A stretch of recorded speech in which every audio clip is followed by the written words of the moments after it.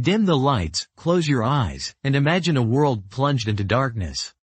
Not the darkness of sleep or a starless night, but a darkness that swallowed entire continents, lasting not for hours but for years. In the year 536 AD, the sun itself seemed to abandon humanity.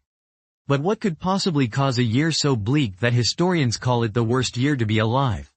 Tonight, on History Owl, we're going to drift gently into the forgotten shadows of the past, where clouds of mystery still linger over the darkest year in human history.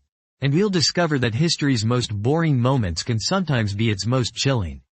Let's wander back, step by quiet step, to a world that's almost unrecognizable. The Roman Empire has fallen, its marble ruins lie scattered across Europe, overgrown with weeds. In Constantinople, the Byzantine Emperor Justinian is struggling to hold his eastern realm together, patching up the old wounds of empire with fragile threads of bureaucracy and faith. Across the sea in Ireland, monks huddle in stone cells, copying ancient texts by candlelight.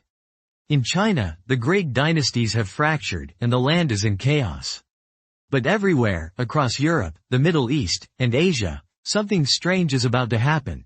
Something that will unite kings and peasants, warriors and priests, in a single, shared dread. It begins quietly, as all disasters do. In the spring of 536, people from Rome to China look up and notice that the sun is different. It glows a weak, ghostly blue behind a veil of mist. It barely casts a shadow.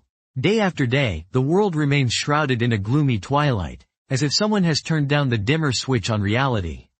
Crops wither in the cold. Summer never really arrives. And as the months pass, that strange, colorless sun becomes the backdrop for one of the most mysterious catastrophes in all of human history. What happened? For centuries, no one really knew. The sources are sparse, but their testimony is haunting. The Byzantine historian Procopius writes, during this year, a most dread portent took place. For the sun gave forth its light without brightness, and it seemed exceedingly like the sun in eclipse, for the beams it shed were not clear. In Ireland, monks record a failure of bread from the years 536 to 539. In China, snow falls in summer, and famine stalks the land. Even the Maya, thousands of miles away in Central America, seem to have noticed strange weather and crop failures around this exact time. For a long time, historians shrugged. Was it just bad weather? Superstition? But then, in the last few decades, science caught up with the mystery. Ice cores drilled from Greenland and Antarctica showed that something extraordinary happened in the mid-6th century. Hidden in layers of ancient ice, researchers found thin bands of volcanic ash, and a sudden, dramatic drop in atmospheric temperature. The culprit? A massive volcanic eruption, maybe in Iceland, maybe in North America, maybe even in Central America, so powerful that it spewed ash and sulfur high into the atmosphere, wrapping the planet in a shroud of dust. The sun's light was dimmed, and the world shivered in the grip of a volcanic winter. But the story doesn't end there. Because 536 AD wasn't just a bad year. It was the opening note in a symphony of disaster. The volcanic veil lingered for over a year, perhaps two. Harvests failed across Eurasia, and famine followed. People starved in the streets of Constantinople and the villages of Britain. The price of bread soared. And then, as if nature hadn't done enough, a new horror arrived. In 541, just as the world was starting to recover, a plague appeared in the Egyptian port city of Pelusium. It spread with terrifying speed, traveling up the trade routes to Constantinople and beyond. This was the plague of Justinian, an outbreak of bubonic plague that would eventually kill up to a third of the population in some regions. Imagine living through a world where the sun hardly shines, your crops are dead, your neighbors are starving, and now, a deadly disease sweeps through your town with no warning and no cure. It's hard to overstate just how much this one-two punch of climate catastrophe and disease changed the world. The Eastern Roman Empire reeled from the blows, losing tax revenue, soldiers, and the will to reconquer the lost western lands. In the vacuum, new kingdoms and cultures started to form. In Britain, the old Roman cities faded away, and the Anglo-Saxons established their own kingdoms. In Arabia, communities reeling from famine began to change, setting the stage for future transformations. It's as if history pressed a giant reset button, shuffling the deck and dealing out new cards to every civilization. But let's pause for a moment. It's easy to look back and see only the grand, sweeping tragedies. What did this darkness feel like for ordinary people? Picture a farmer in Gaul. He wakes up each morning to a pale, sickly dawn. The fields are muddy, the wheat barely knee-high. There's no color in the sky, no blue, no gold, just endless gray. His children are hungry. The stories by the hearth become darker, tinged with fear and superstition. Why has the sun abandoned us? What god have we angered? Or imagine a merchant in Syria, arriving at a marketplace half empty of goods. The price of grain has doubled, then tripled. No one has any money. The emperor's officials demand taxes, but there's nothing left to give. Rumors swirl of a new sickness in the ports, strange swellings, sudden death. Is this the end times? This was the reality for millions, an apocalypse not of fire and brimstone, but of cold, hunger, and dread. And yet, through it all, people survived. They endured. They found ways to scrape together a living, to tell stories, to hope for better days. The darkness lifted, slowly, as the volcanic dust settled. The sun returned, crops grew, and civilization marched on, scarred but unbroken. But why don't we talk about 536 AD? Why isn't it as famous as the Black Death, or the fall of Rome? Partly, it's because the sources are so fragmented. Monks scribbling in the margins of manuscripts. Chroniclers noting strange weather in passing. There's no single, dramatic event, no villain to blame. The darkness of 536 was a slow catastrophe, a background hum of misery that left few monuments but changed everything. And yet, if you look closely, you can see its fingerprints everywhere. The abrupt decline of cities, the migrations of peoples, the rise of new religions and cultures.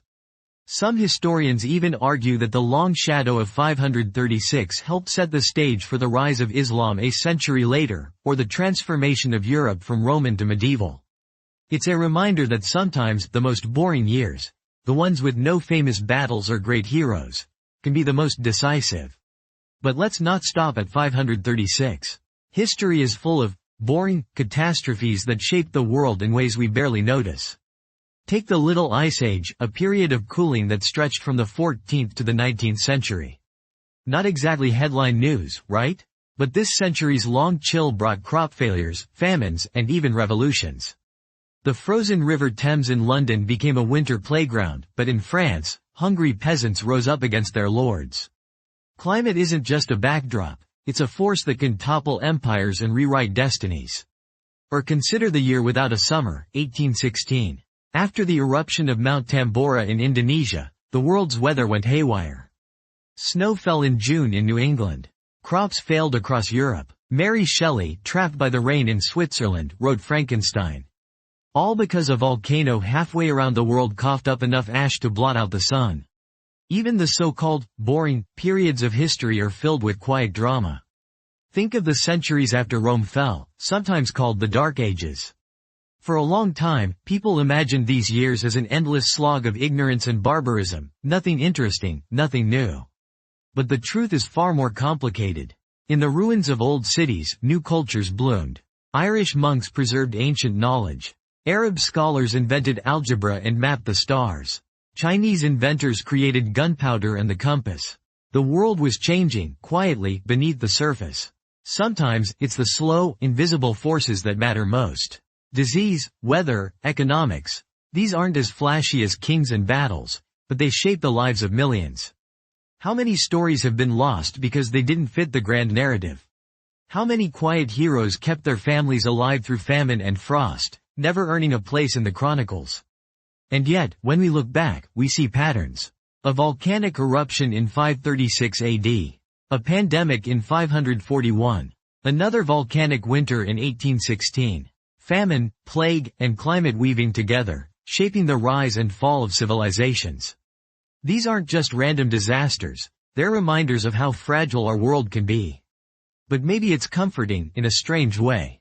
Because if people could survive the darkness of 536, if they could rebuild after centuries of cold and hunger, then perhaps we, too, can survive the challenges of our own time.